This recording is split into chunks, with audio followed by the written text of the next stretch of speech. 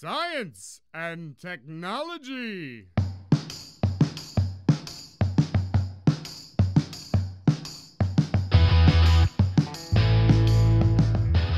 Estamos on com mais um Ciência On hoje para falar com ele e, de novo, o professor Breno Arcioli Moura.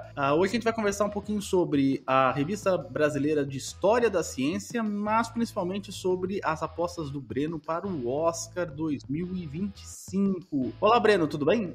Tudo bem, Pedro. Muito obrigado pelo convite. Bom estar de volta aqui ao Ciência On. Ô Breno, por onde você anda? Eu atualmente estou na Alemanha, estou fazendo um estágio pós-doutoral aqui na Alemanha. Vou ficar até o começo do ano que vem. No começo do ano que vem eu volto para a UFABC. Ô Breno, sobre o que é o estágio pós-doutoral, porque eu acho muito legal, eu falo pós-doutorado, mas explica pro pessoal o que é um pós-doutorado, o que é um pós-doutoral. Um pós-doutorado nada mais é porque é uma pesquisa que você faz depois do doutorado. Não é um título, ninguém é pós-doutor.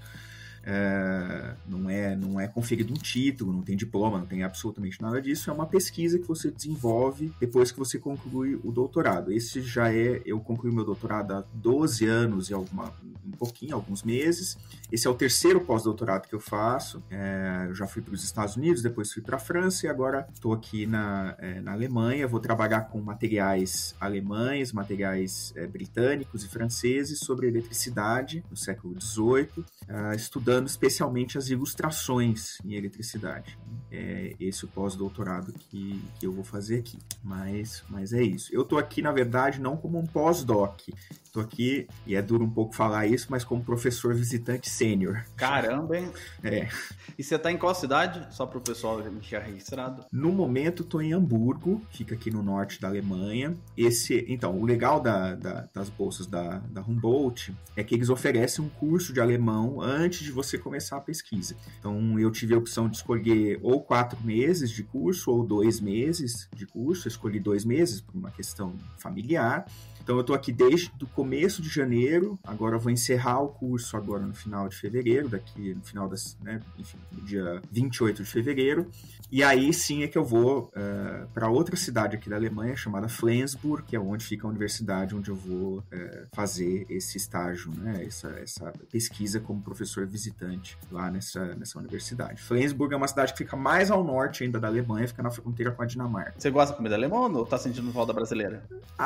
Assim, para falar a verdade, no dia a dia eu não como tanta comida alemã, porque aqui basicamente o alimento é salsicha e batata. E aqui eu mesmo faço aqui meu jantar, meu almoço, né? E eu faço mais ou menos uma comida que é próxima da comida que eu fazia aí no Brasil. Arroz, feijão, infelizmente não consigo cozinhar o feijão na panela de pressão, eu tenho que comprar um feijão enlatado. É uma delícia? Que é horrível. Eu adoro aquele feijão doce, é uma delícia. Odeio, acho horrível. Mas como, mesmo assim. Mas como frango, essas coisas. Tenho feito mais ou menos a minha refeição normal, né? Olha, só pra deixar registrado aqui, o Breno nunca errou o Oscar, e não é esse ano que ele vai errar, tá bom? Senão a gente vai ter que... Mentira, a gente não vai editar esse daqui, a gente vai colocar na íntegra o que o Breno vai falar sobre o Oscar. A gente vai falar sobre o Oscar, mas um pouquinho sobre a história da ciência, logo depois da vinheta do editor.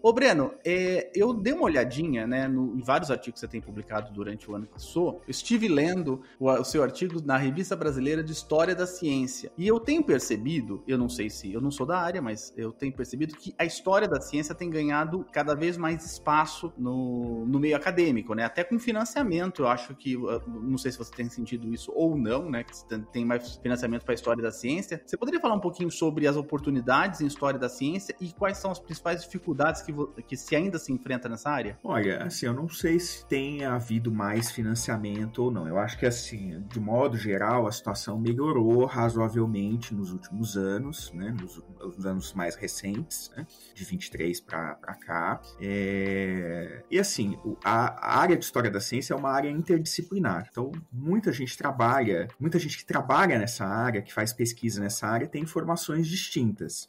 Então, eu vou citar, por exemplo, o caso da UFABC. Eu sou uma das pessoas que trabalha nessa área, faz pesquisa em História da Ciência, mas a minha formação inicial é em Física. Eu sou físico de formação, depois, assim, nunca fiz uma pesquisa em Física.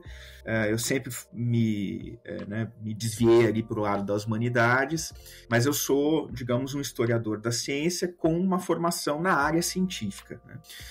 Mas a gente tem outras pessoas que trabalham também na história da ciência que têm formação, por exemplo, na área de história, né? Aqui já fazendo também uma chamada para as pessoas para o curso de história da UFPC, que é um curso novo, a licenciatura em história.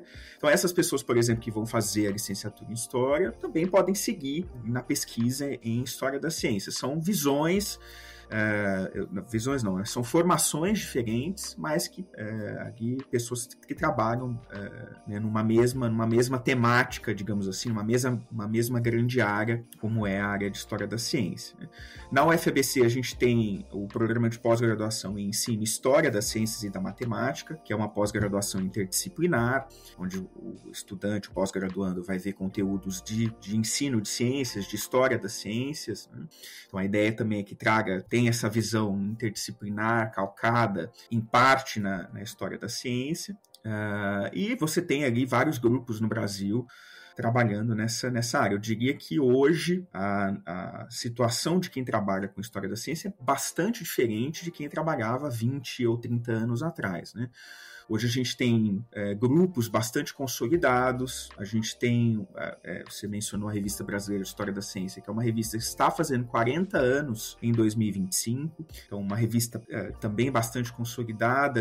É uma revista que é publicada pela SBHC, que é a Sociedade Brasileira de História da Ciência, também é uma sociedade que existe há mais de 40 anos. Então, assim, hoje o cenário é bem diferente do que você tinha algumas décadas atrás. Você tem grupos bem formados, você tem eventos regulares acontecendo, você tem os simpósios, os seminários, na verdade, da SPHC, você tem eventos de outras associações ou sociedades científicas que têm ali ligações com a história da ciência. Você tem, por exemplo, sessões de história da ciência em revistas da área de ensino, em congressos da área de ensino, ou em congressos, por exemplo, de divulgação científica, ou, enfim, né, das áreas duras, se a gente pode dizer assim. Então, hoje o campo é bem diversificado, aqui, se eu puder não, mas se eu tiver que falar aqui das várias linhas de pesquisa, ou dos vários caminhos que as pessoas podem seguir, eu ficaria uma semana inteira falando disso, né, porque são muitos os caminhos. Então, é uma área bastante diversificada, bastante interdisciplinar e que hoje, eu acho que, posso dizer, bem consolidada no Brasil. Já que o senhor citou que o senhor é sênior agora, né, um pesquisador sênior, professor idoso. Um idoso da área, eu nunca te perguntei o que deu o clique de você mudar da sua área que a gente chama da física hardcore aí, para uma área de história da ciência. Qual que foi o momento decisivo que você fez aquele clique e falou, eu vou para essa outra área? Foi alguém que te convidou? Você começou a se interessar? Foi por acaso? Na verdade, eu nunca entrei na física, né, propriamente. Eu fiz a licenciatura em física. Eu fiz Unicamp. Eu entrei na Unicamp num curso que se chama Licenciatura Integrada em Química e Física. Eu acho que existe até hoje esse curso. Era um curso noturno e você tinha ali a opção de fazer ou química ou física. Eu, na verdade, entrei para fazer química e eu tinha a ideia de trabalhar em indústria farmacêutica, por exemplo, né? Ele não tinha nem ideia do que era uma licenciatura. E aí, com o tempo, fui mudando um pouco de perspectiva, me interessando mais pela física. Depois de 2 anos, 1 ano e meio mais ou menos, já tinha essa ideia de fazer física. E aí, no final desse 2º ano, eu fiz uma disciplina que se chamava Tópicos de História da Física. Com quem? Com o Roberto de Andrade Martins, que é um dos principais historiadores da ciência do Brasil. Hoje é aposentado, mas trabalhou ali na Unicamp, depois foi para a Estadual da Paraíba, foi para a Unifesp, né, sempre como convidado e tal. E aí eu fiz essa disciplina e teve um dia que apareceu uma orientanda na época ainda do Roberto, que era a Cibele. Conheço. Ela era pós-doutoranda na época, lá no Unicamp. E aí ela deu uma aula substituindo ele, não me lembro exatamente o porquê, e ela falou, olha, se alguém quiser fazer iniciação científica na área, me procura, que eu estou procurando alunos de iniciação científica e tal. E aí começou, eu fui procurar ela, a gente discutiu um projeto de pesquisa, logo eu ganhei uma bolsa FAPESP de iniciação científica, fiquei 1 ano e meio mais ou menos com essa bolsa, e me formei, e aí depois já fui pro mestrado, já sempre nessa área. Então não foi exatamente um clique, mas foi assim, esse momento de fazer a disciplina, de me interessar, e da Cibele ali abrir a oportunidade de chamar, né, pessoas interessadas.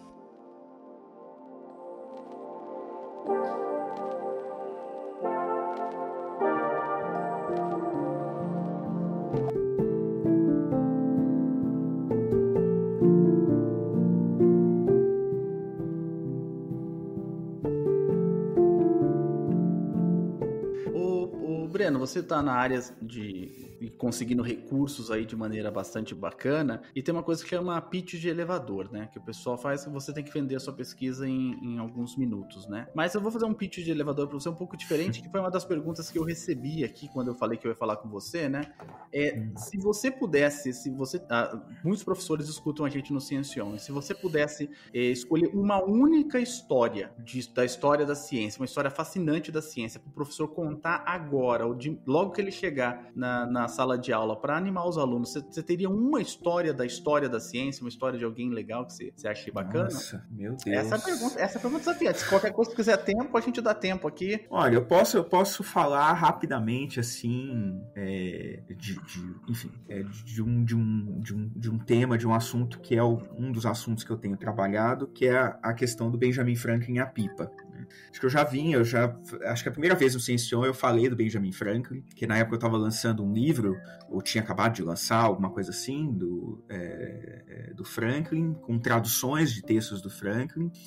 E assim, a história da pipa, né, é uma anedota muito famosa na física, talvez tão famosa quanto a anedota da maçã, do Newton com a maçã, né, ou do Arquimedes e Eureka, gritando Eureka e tal, da banheira. E essa história, na verdade, é uma história que ela é envolta meio ao redor dela algumas controvérsias, né? E a principal controvérsia talvez seja de que o Franklin talvez não tenha feito o experimento, né? O famoso experimento da pipa, né?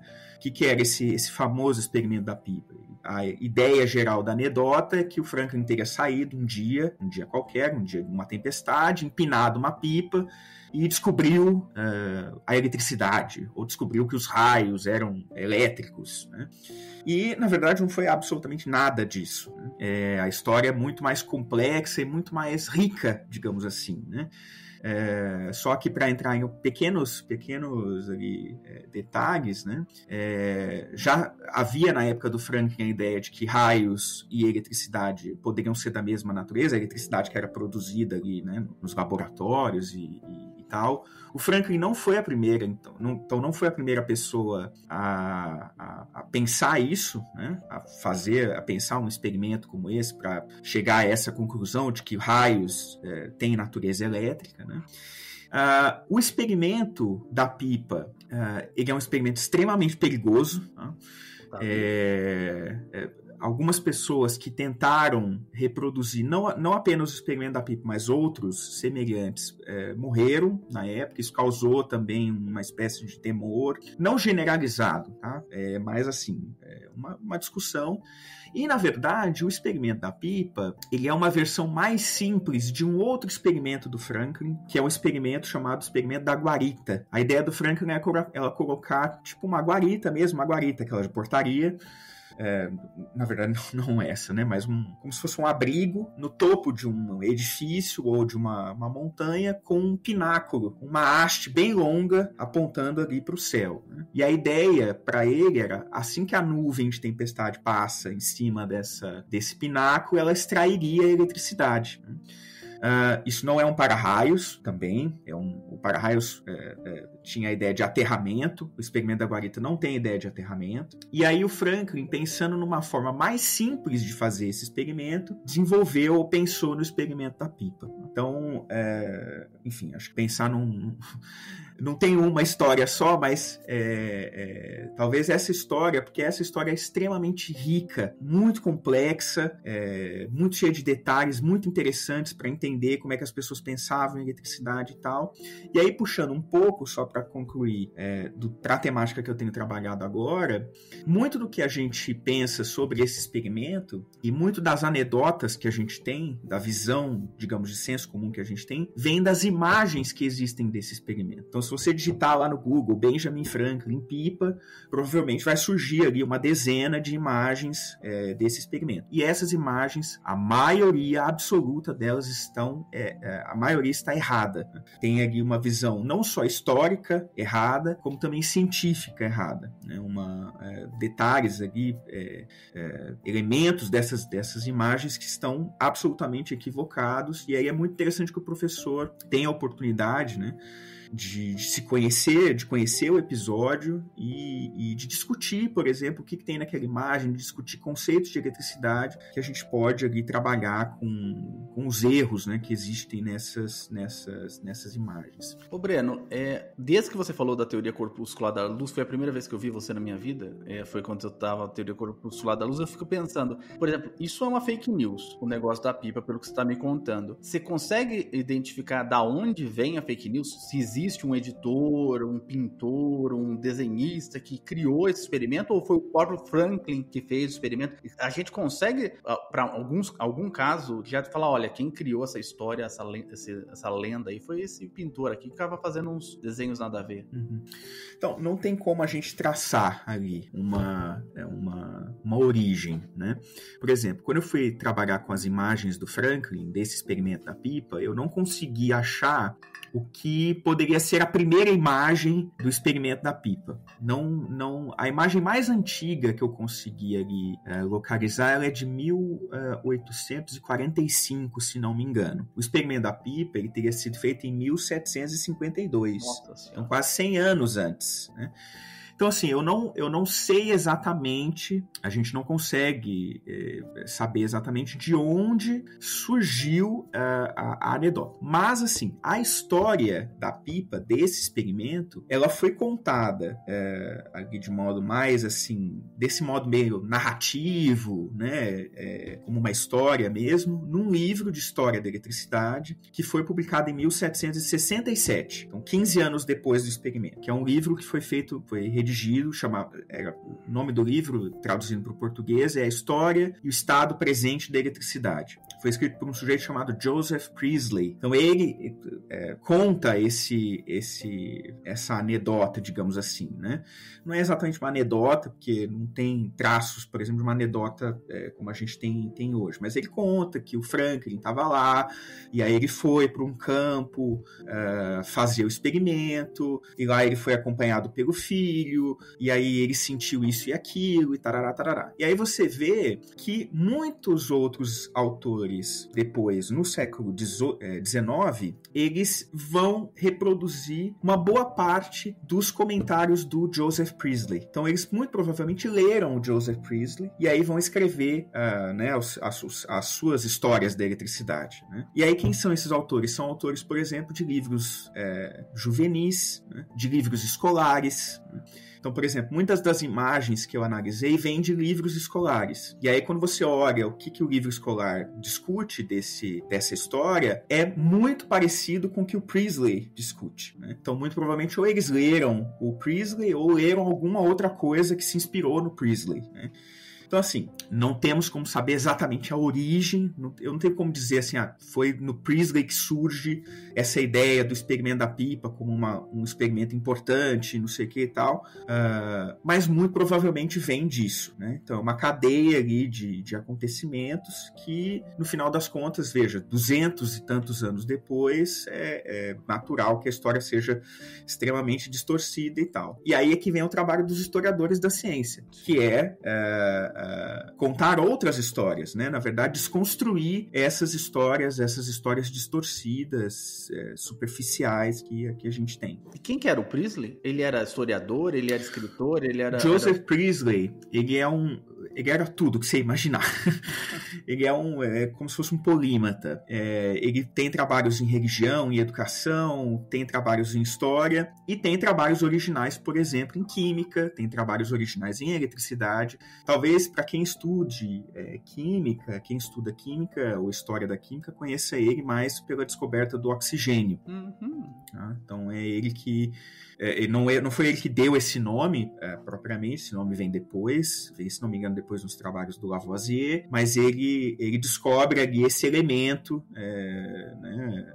químico, ou essa substância, enfim, né, química importante. Ô, Breno, e o que você propõe, né? Porque eu lembro que eu vi essa imagem da pipa, é muito novo. Eu deveria ser na sétima, 7 anos, 8 anos. Foi muito... Eu lembro que essa imagem, quando você falou da imagem, eu lembro que eu vi muito criança. Deveria estar na 3ª série, alguma coisa assim. Muito criança. E para uma criança, se você explicar uma coisa e depois você reexplicar ela, daí pior a situação, né? Se você mostrar um desenho para mim e falar, foi assim, depois falar, mas não foi bem assim, quiser me explicar com 7, 8 anos, eu não vou querer. A gente... O que a escola diz mais tira essas imagens, deixa essas imagens e conta a história falsa e depois explica que ela é falsa. Eu fico assim porque eu tô dando aula de física quântica e fala da teoria corpuscular da luz, e eu conto a história do Newton, da teoria corpuscular da luz, e logo em seguida eu mostro lá o Ciencion e falo, se você quiser escutar a história verdadeira, você escuta aqui o Ciencion, que o Breno conta mais ou menos um pouco melhor sobre isso aqui. Não foi bem assim, do ponto de vista da história da ciência. O que você pensa? Você tira essa imagem e esquece, ou deixa a história falsa para criança e depois conta a verdadeira? Olha, assim, essa é a minha visão. Eu acho que a gente não deve contar histórias falsas, tá? Eu não sou da opinião de que uma história falsa é melhor do que nenhuma história, tá? O que eu acho é que, e aqui de novo puxando para a temática um pouco mais que eu tenho trabalhado atualmente, que são as imagens, são as ilustrações, eu acho que é muito importante, principalmente no ambiente educacional, na sala de aula, nos livros, a gente ter um pouco mais de visão crítica sobre as imagens que a gente usa para ilustrar as nossas aulas, né, as nossas discussões e tal, porque elas podem passar uma mensagem equivocada, tá? Então, por exemplo, nesse caso da pipa,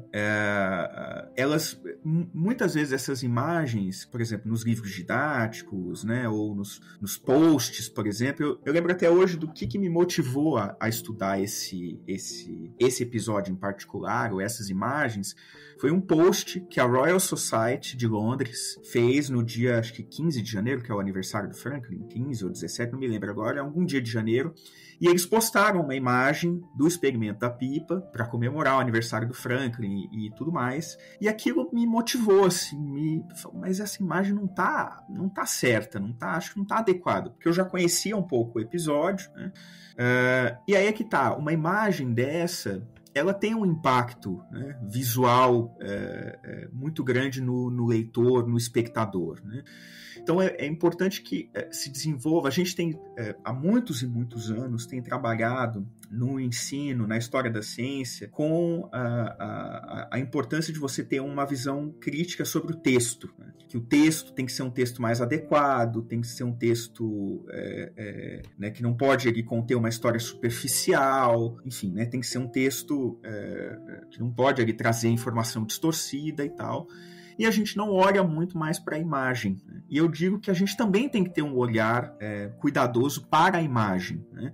Não acho que a gente tem que pegar todas as imagens e jogar fora, ou nunca mais ver imagens na vida. Mas, primeiro, fazer um bom uso das imagens, quer dizer, ter boas imagens, né, ilustrativas. Tem imagens do experimento da pipa, do Franklin, que são adequadas, que passam ali uma visão adequada do que realmente foi esse experimento, né?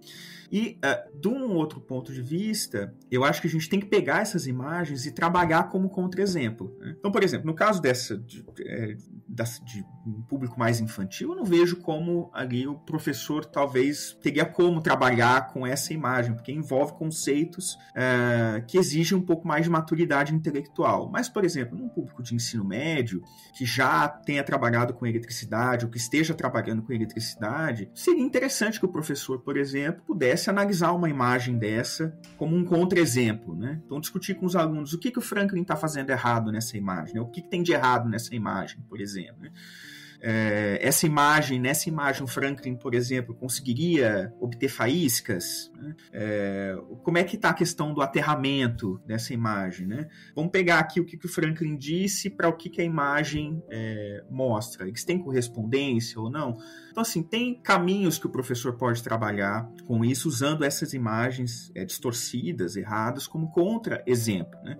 Justamente para fustigar, para suscitar uma visão mais crítica por parte dos professores, né? Bacana. Eu lembro que eu acho que assisti o desenho do Pica-Pau, que ele tem a pipa, né? Ele vai lá, bota a mão e leva um choque, quase morre, etc e tal. A gente tem um problema aqui a gente tem um artigo que a gente publicou aqui no Ciencion sobre a imagem da Hipátia também, que a gente usou numa das capas, deu muito errado. Mas alguma provocação para você, isso vai piorar muito, Breno. Muito. Porque a IA tá aí e a IA está ajudando a reproduzir muitas coisas estranhas, né? Muitos conceitos estranhos, né? Sim. Então, a inteligência artificial não é perfeita, pelo menos no momento, né? Então, eu lembro uma vez que eu postei no Facebook uma imagem, que eu estava buscando imagens ali do Newton com o prisma, e aí saiu uma imagem, eu achei uma imagem que foi feita por inteligência artificial, do Newton fazendo o experimento do prisma, que era uma coisa assim horrenda, né? Primeiro que o Newton tinha 6 dedos, 7 dedos, sei lá quantos dedos ele tinha na mão. Acho que isso já era uma coisa. Segundo que a imagem, que o espectro da luz que era formado após a passagem do prisma não tinha menor... Enfim, estava tudo errado, né? E esse que é o negócio. O que eu vejo é que, como a gente ainda não desenvolveu, talvez, um senso mais crítico para esses recursos visuais, que são as imagens, às vezes a gente põe ali sem saber que ela pode passar uma imagem equivocada, não só do episódio, mas da ciência, de como é que é feita a ciência, dos cientistas e coisa e tal, né? Então, de fato, acho que a inteligência artificial representa um desafio ali, né, nos próximos anos ali para nós, né? Até porque a inteligência artificial ela é treinada com imagens que existem, né? Então, com coisas que existem, né? Que o ser humano fez, né? Então, depende muito do que foi feito.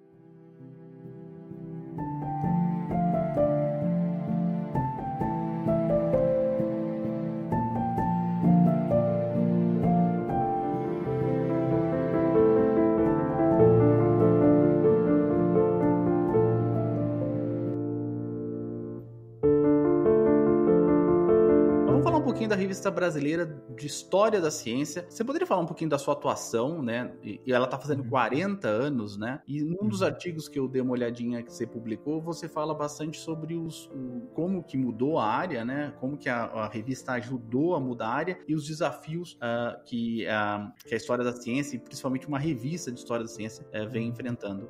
Então, eu fui editor-chefe da Revista Brasileira de História da Ciência até julho do ano passado. Julho do ano passado teve a troca de editoria, concluí o meu trabalho na revista. Hoje o editor-chefe é o professor Ivan Gurgel, da Universidade de São Paulo. Veja, a ideia, né, desse artigo, que eu publiquei junto com outros dois colegas, que foram meus colegas na editoria, a professora Indianara, da Universidade Estadual de Feira de Santana, ali na Bahia, e o professor Rômulo, que é do Colégio Oswaldo Cruz, da Fiocruz, lá no Rio. Eles foram editores também, né, outros editores da revista junto comigo. E aí a ideia desse artigo, que foi publicado agora no volume de dezembro da revista, é mesmo contar essa história, trazer alguns aspectos dessa história da revista, né? A Revista Brasileira de História da Ciência é a revista na área, no Brasil, mais longeva, talvez seja mais longeva até da América Latina, que ainda é publicada, né? A gente já teve outras revistas na área, aí na América Latina, que tiveram uma certa duração, mas a RBHC é a que hoje ainda existe, ainda é publicada.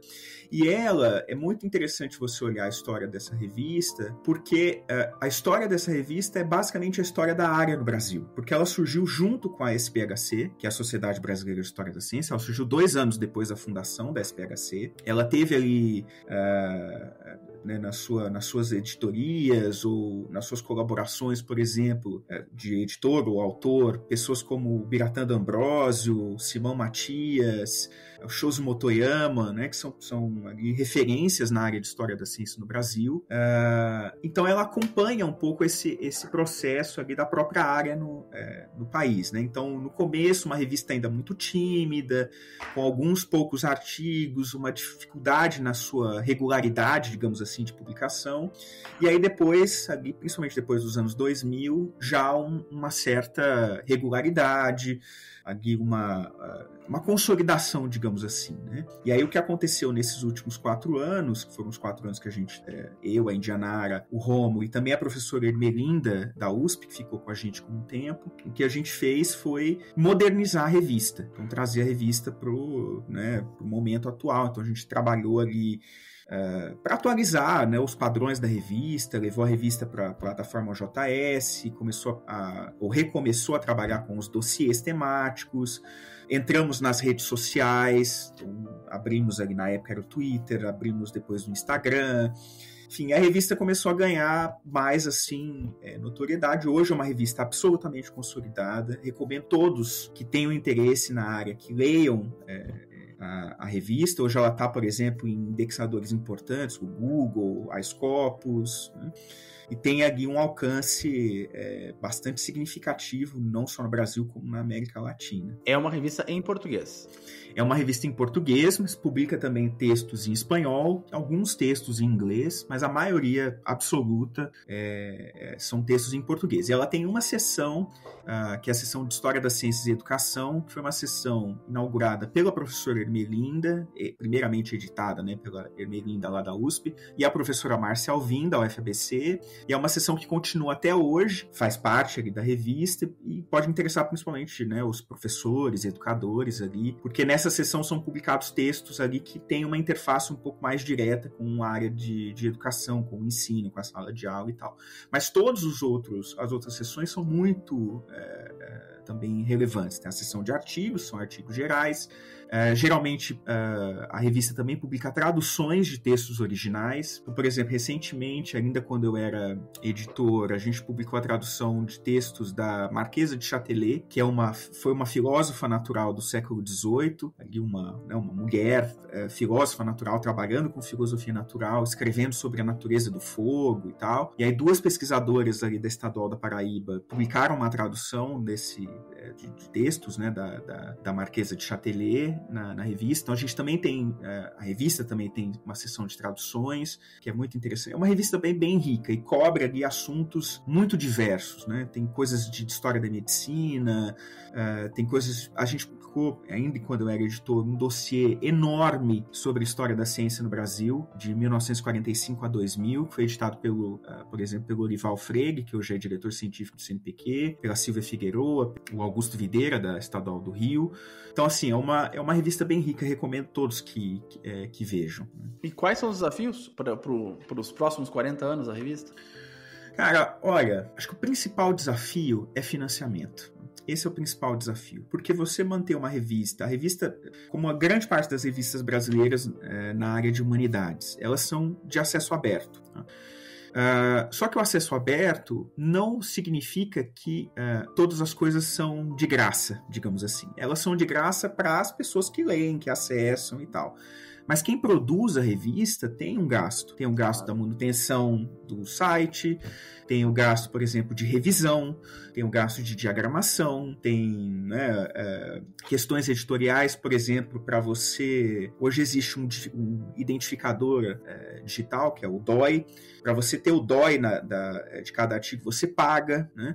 Então existe um custo, né? Todo trabalho editorial, ele é voluntário. Os editores trabalham de graça, né? Revisores também. Os revisores também, sem dúvida, né? Editores e revisores, sim. Geralmente ali a pessoa que vai fazer a revisão gramatical e ortográfica, não. Geralmente é um serviço pago, diagramador também, enfim, um apoio técnico e tal.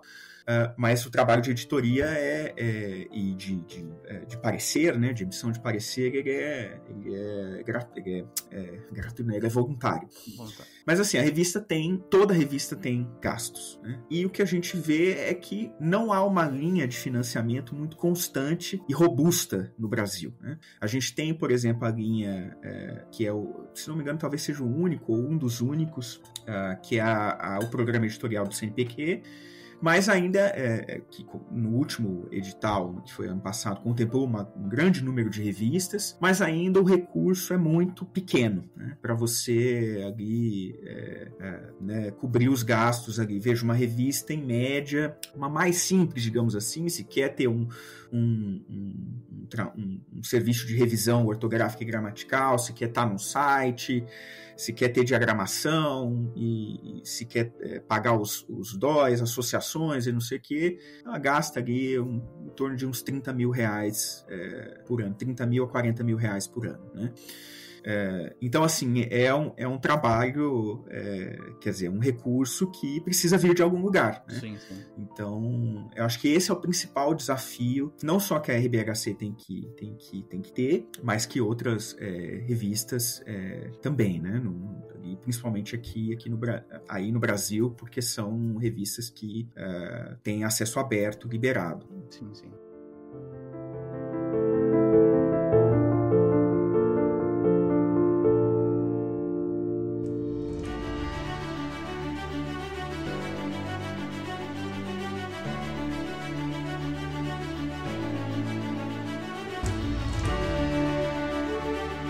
Não, sem dúvida. Ô, Breno, eu sei que você trabalha com cinema, eu tinha preparado umas perguntas de cinema, mas vamos gravar um programa só sobre história da ciência e cinema, que o Breno, eu creio que ainda está trabalhando, ainda tem aluno trabalhando nessa área, correto ou não?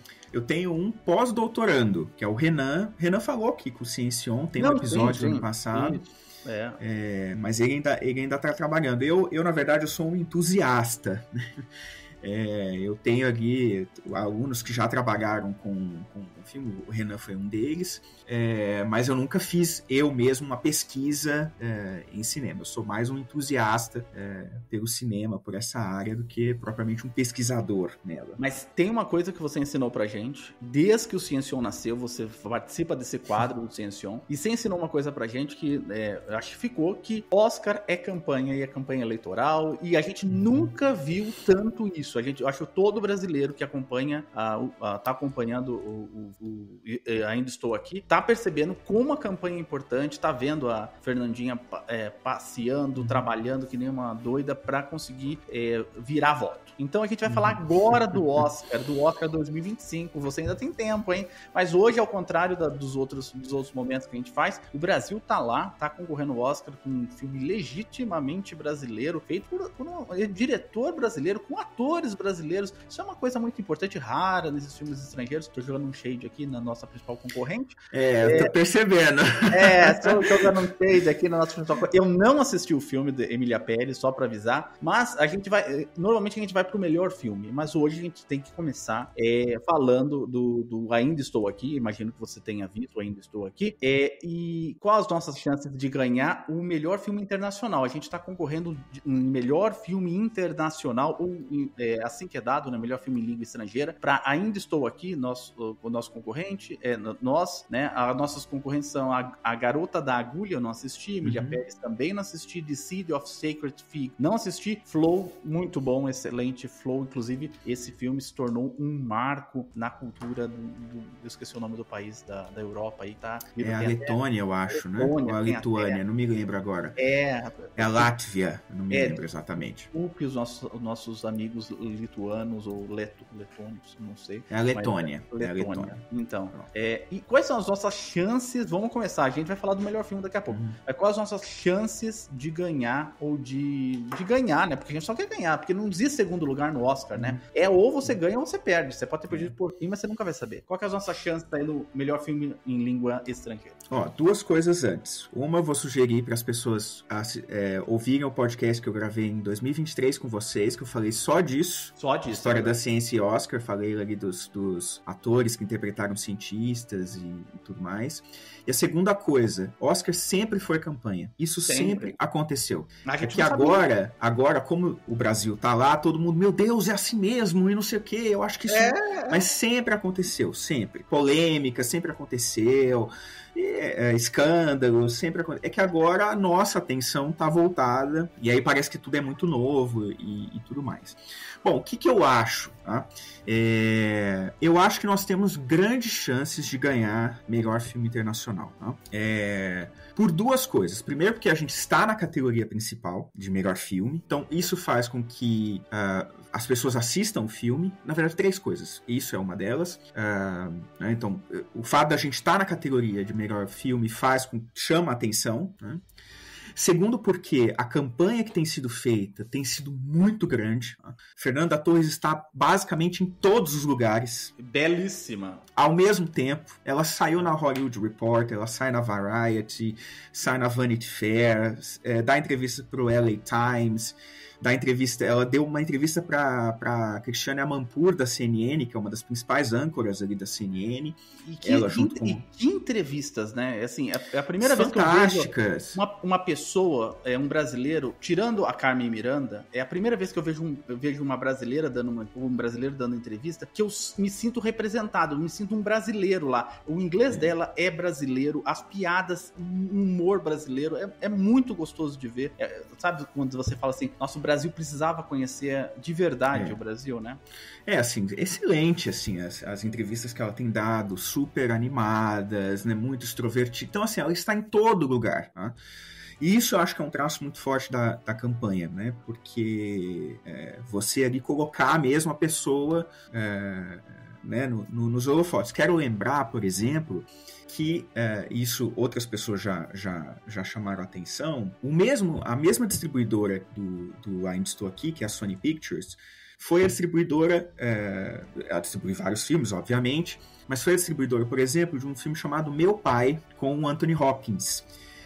Em 2021, eles fizeram uma campanha muito grande também para o Anthony Hopkins, né? E o Anthony Hopkins acabou ganhando o Oscar de melhor ator, ali superando, por exemplo, o Chadwick Boseman, tinha acabado de falecer, tinha toda o cara fez o Pantera Negra, né? Ele tinha feito um filme, que é o Ma Rainey's Black Bottom, que tinha sido indicado ali a melhor filme e tal, a melhor ator. E aí todo mundo esperava que o Boseman fosse ganhar, e no final o Anthony Hopkins ganhou. E muito disso se atribuiu à campanha que a Sony Pictures fez. Então eu acho que a Sony Pictures tem ali uma linha muito próxima nesse momento de colocar a Fernanda Torres em todos os lugares, né? Todos os lugares, e assim, a campanha é muito forte nos Estados Unidos mesmo, né? Então acho que esse é um segundo fator. E o terceiro fator que faz com que a gente tenha talvez uma certa vantagem em filme internacional é a polêmica ali, né, o Gascon Gate, que foi feito ali com os tweets da Carla Sofia Gascon, e aí deu uma murchada, né, no Emília Pérez e tal, mas assim, é 100% de certeza? Não é 100% de certeza. Mas você tem que apostar. Tem que apostar. Não, filme internacional eu acho que nós vamos ganhar filme internacional. Tá? Tenho ali tem uma esperança grande de ganhar em filme internacional. Eu acho que é a categoria que a gente pode mais ganhar. Tá? Porque é um filme bem quisto, é um filme que tem sido visto. É um filme necessário nesse momento, eu também acho. Apesar de ninguém fala isso, né? Tá todo mundo... porque é arte, ninguém quer falar de política, né? E nem a minha intenção aqui, mas eu acho que é um filme necessário, é um filme que as pessoas se identificaram muito por retratar a ditadura, não como perseguição de bandido e polícia, mas como uma família normal, dentro de uma casa que é invadida, e as pessoas falam, nossa, isso pode acontecer com qualquer um. Eu acho que esse vínculo foi muito legal, né? Essa junção até dos extremos aí, aí, pessoal da extrema direita, extrema esquerda, se identificou um pouquinho às vezes, né? Então, eu acho que é super, né, a temática do filme é muito relevante, assim, e é um filme bem quisto, tá? É um filme bastante tradicional do ponto de vista cinematográfico, né? É um filme bem feito, um filme redondinho. É diferente do Emília Pérez. O Emília Pérez tem uma pegada, é um musical. Você assistiu? Assisti. Emília Pérez, tá bom. Assisti Emília Pérez. Eu não gostei do filme. Assim, eu não odiei o filme, tá? Eu não gostei, eu acho que ele não deveria ter sido um musical. Eu acho que o fato de ter sido um musical ficou muito... Umas partes ficaram ridículas.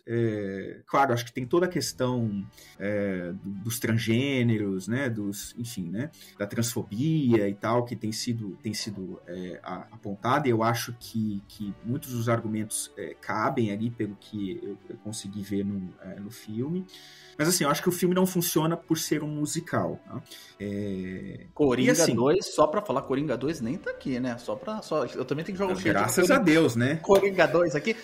A Lady Gaga lançou um excelente álbum, viu, gente? Então a Lady Gaga tá muito bem, mas o Coringa 2 é um desastre. Pode continuar. Não, então, assim, só que tem uma coisa que é o que me faz ali não ter 100% de certeza. Primeiro, tem várias coisas. Primeiro que é um filme super indicado, foi indicado em várias categorias, ganhou recentemente o BAFTA, ganhou, né, tem ali um certo prestígio, digamos assim. E por que eu acho que ele tem esse prestígio? Porque ele é um filme, para quem não sabe, Emília Pérez é um musical que se conta a história ali de um traficante, um narcotraficante mexicano, que decide fazer a transição de gênero, e aí tem o desenrolar dessa história. Só que assim, as 3 atrizes principais não são mexicanas, né? A Carla Sofia Gascon é espanhola, a Zoe Saldana acho que é porto-riquenha, e a Selena Gomez, embora tenha esse nome, ela é estadunidense. Então não tem ninguém do México, tem algumas atrizes, eu acho, do México, que fazem papéis mais secundários. Foi rodado, é um filme que representa a França, foi rodado, o diretor é um francês, que fez vários comentários extremamente xenófobos sobre a língua espanhola, enfim, né?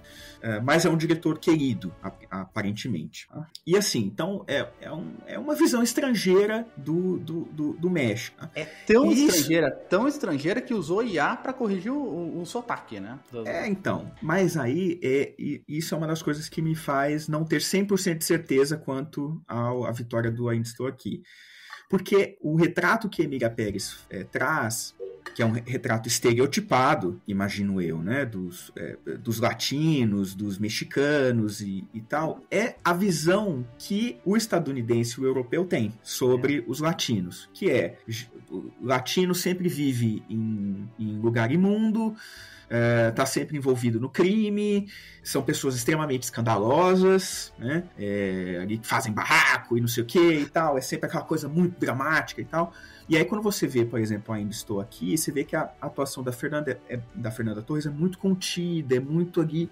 Não é uma coisa que europeu e estadunidense estão acostumados a ver com o latino. Né? Sim. Então isso me faz ali não ter 100% de certeza, e eu acho que isso explica muito do sucesso, por exemplo, James Cameron falar que adorou Emília Pérez, porque para eles é tudo muito exótico, né? Sim.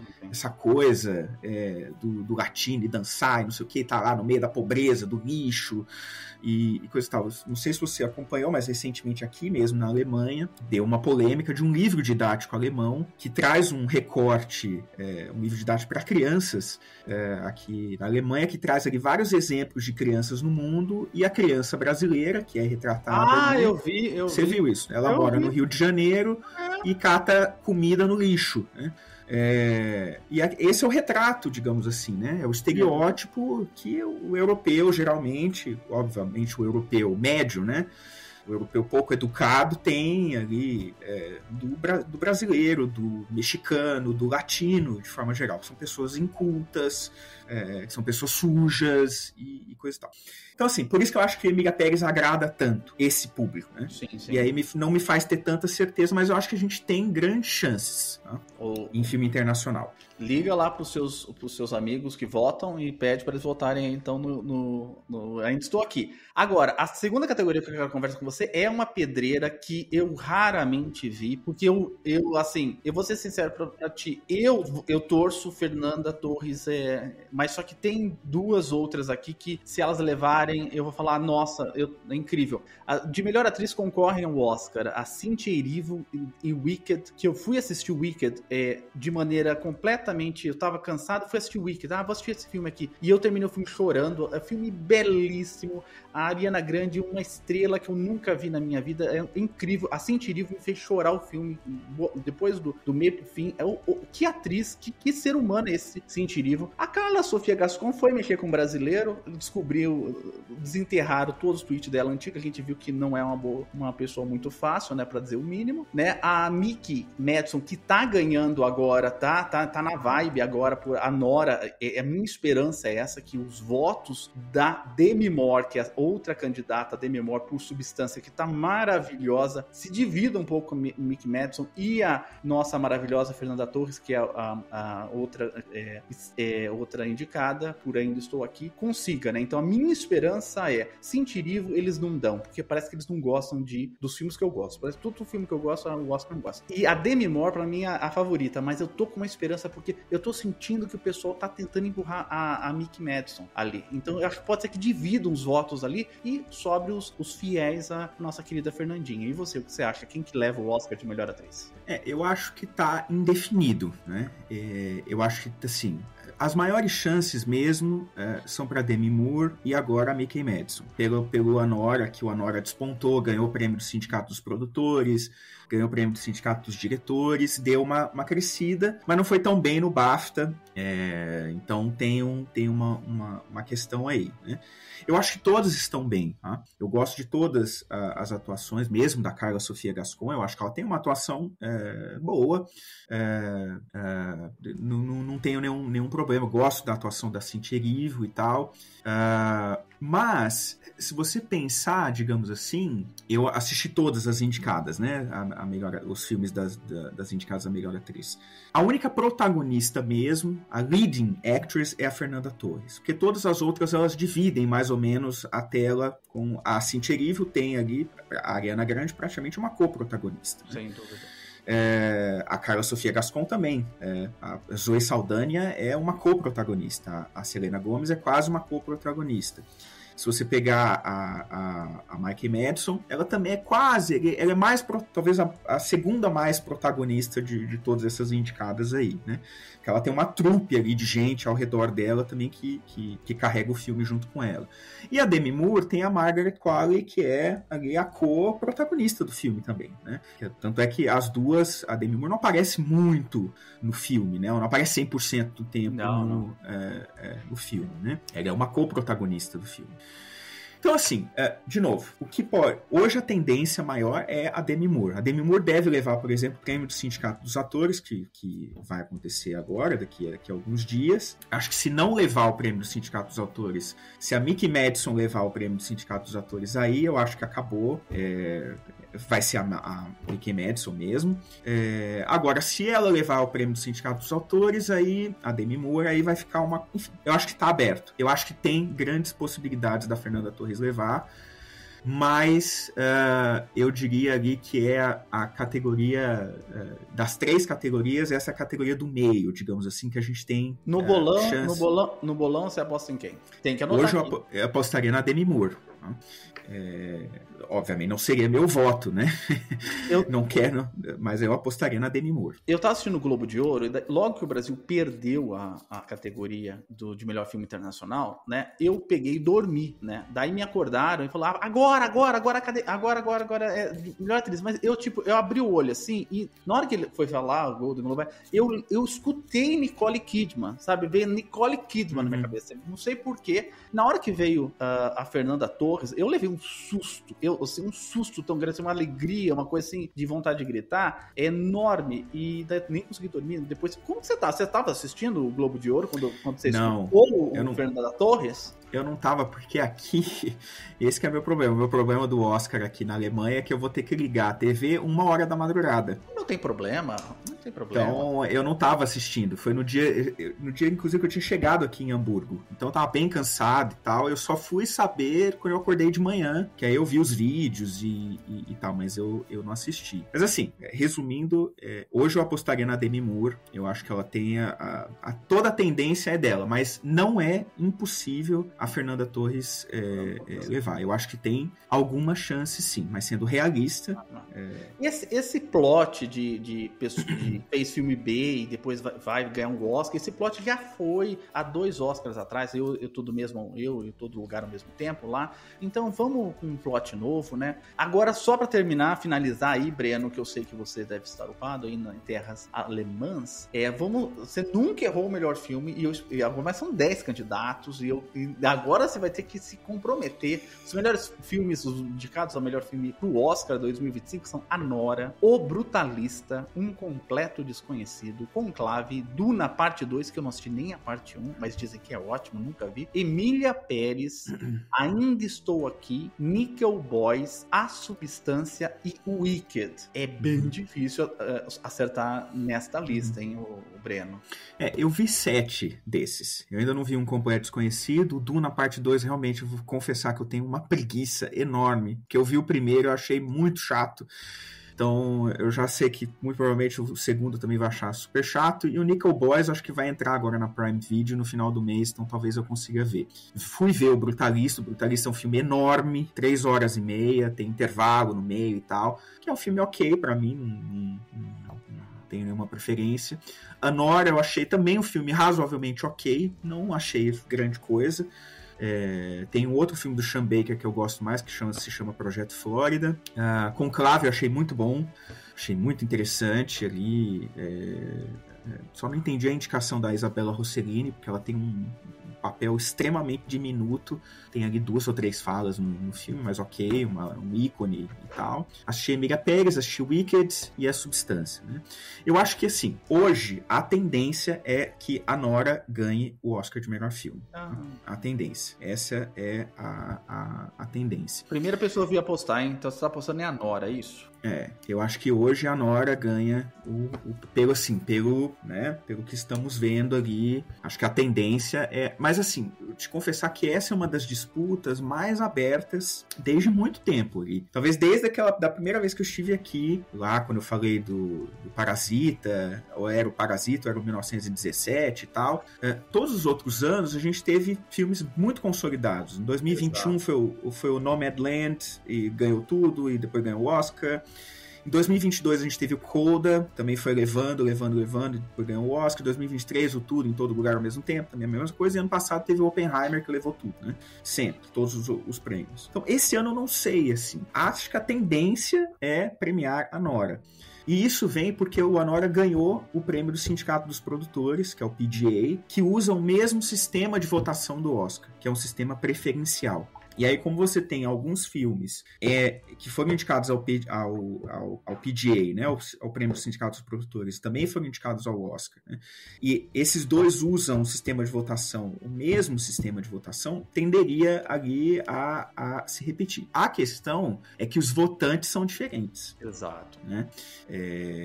Então, assim, mas se você pensar, A Nora é um filme ali que agrada, digamos assim, aos segmentos. Talvez um público mais conservador não goste muito ali, né?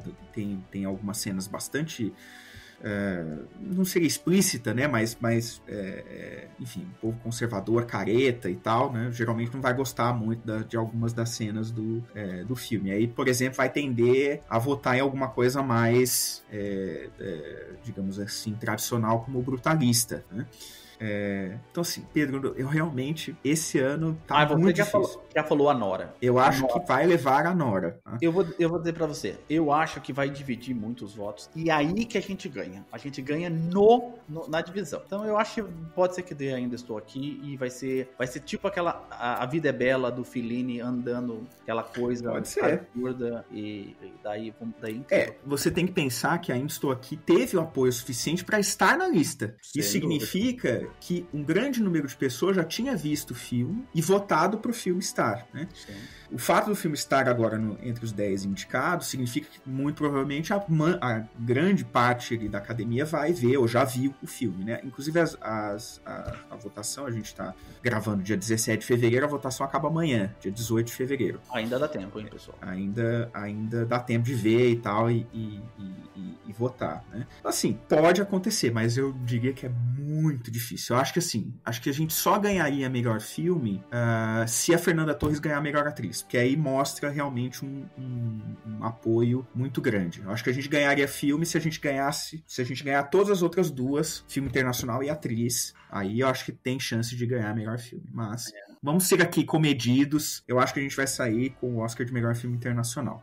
Beleza. Ô, Breno, eu vou ser sério, eu tô indo assistir ao Oscar, vou provavelmente pegar, vou sentar lá, vou assistir, mas eu tô preparado para não sairmos com nada, com zero. Estou preparado para isso, eu estou tranquilo. Eu acho que a Fernandinha fez um trabalho que eu nunca vi, e assim, na minha visão, a maior brasileira de todos os tempos, desculpem os Anitters, foi a Carmen Miranda, né? Apesar de não ser brasileira, ser naturalizada, eu acho que a Fernandinha, ela mostra o Brasil do jeito que o Brasil é, né? Não do jeito que isso é muito legal. E a gente tem que falar eu queria falar duas coisas, porque a gente tem um público que é um público muito jovem. E eu vou falar de mim também, né? Que eu também sou um jovem, né? Não sou um sênior, né? Tá? Só tem que falar uma coisa. Ariana Grande, a coadjuvante, a Ariana Grande leva, porque eu tenho conhecidos que são Arianders, né? Só pra você ter uma ideia, a vergonha, eu vou contar aqui pra vocês, o pessoal do Ciência sabe, eu estava na fila pra assistir o Wicked, só pra você ter uma ideia do meu grau de desconhecimento. Eu tava na fila pra assistir o Wicked e eu falei, Adriana Grande. Daí eu escuto um berro, é a Ariana! Lá atrás de mim, desculpa, é a Ariana. Eu fui assistir o Wicked, eu já falei que eu já chorei o filme todo, eu adorei o filme. A Ariana Grande leva ou não leva? O pessoal quer saber, os jovens, quem que leva a melhor atriz coadjuvante? A Ariana Grande não leva, infelizmente. Que absurdo. Se levar... É a minha favorita. Eu acho que, assim, o desempenho que ela teve em Wicked foi muito bom. Ela é uma pessoa, assim, uma interpretação, um personagem muito engraçado, muito... Quem gostou realmente... mais, você ou sua filha do Wicked? Eu vi sozinho, né? Eu vi aqui. Tá. Sua filha não viu? Não viu o Wicked. Caramba! Então eu vi sozinho, eu fui no cinema aqui. E assim, é a minha favorita, Ariana Grande. Mas acho que quase 100% de certeza que vai ser a Zoe Saldanha. E só pra terminar, você falou de Emília Pérez e tá tendo polêmica pra todo lado, né? Nós somos capazes de enfrentar a Netflix, porque o pessoal tá falando muito sobre o poder que a Netflix tem tido sobre os prêmios, assim. A Netflix tá entrando com uma campanha absurda, né? É verdade. O que você tem a comentar sobre Netflix? Cara, a Netflix é muito boa de garantir indicações. Tá? A gente teve ali o Ataque dos Cães, por exemplo, em 2022, acho que foi indicado a 14 Oscars. Roma foi indicado a 10 Oscars. Agora Emília Pérez a 13 Oscars. Eles são muito bons em angariar indicações, mas vitórias não são tão bons assim. Tá?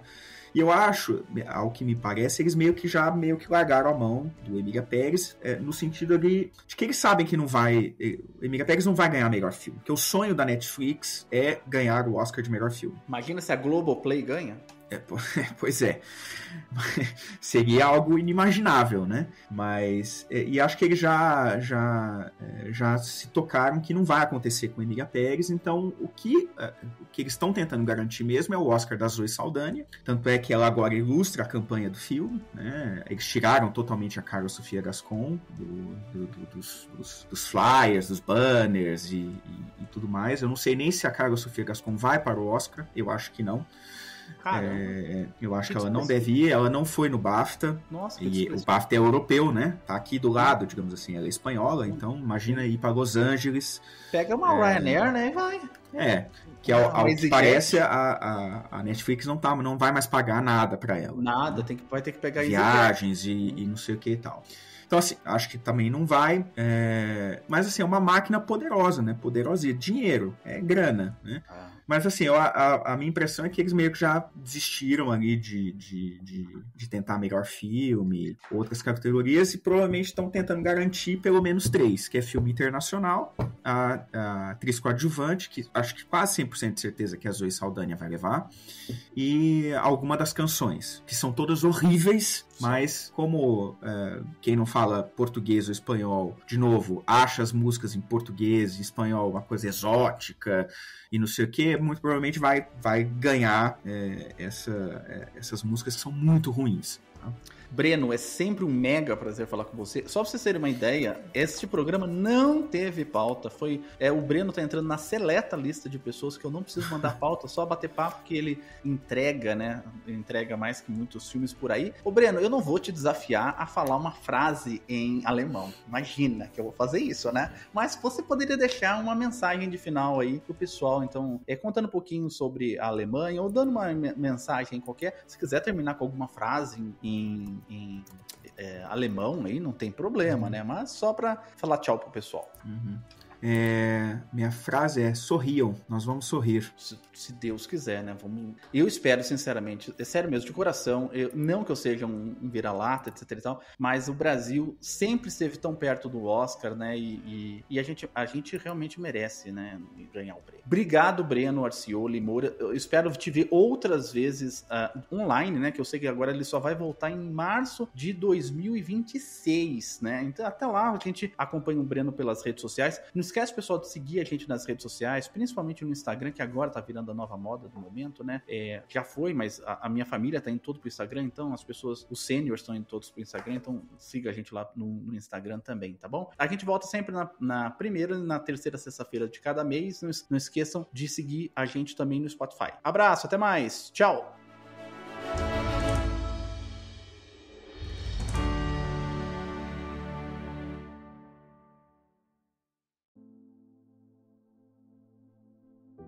Este programa foi editado por André Luiz.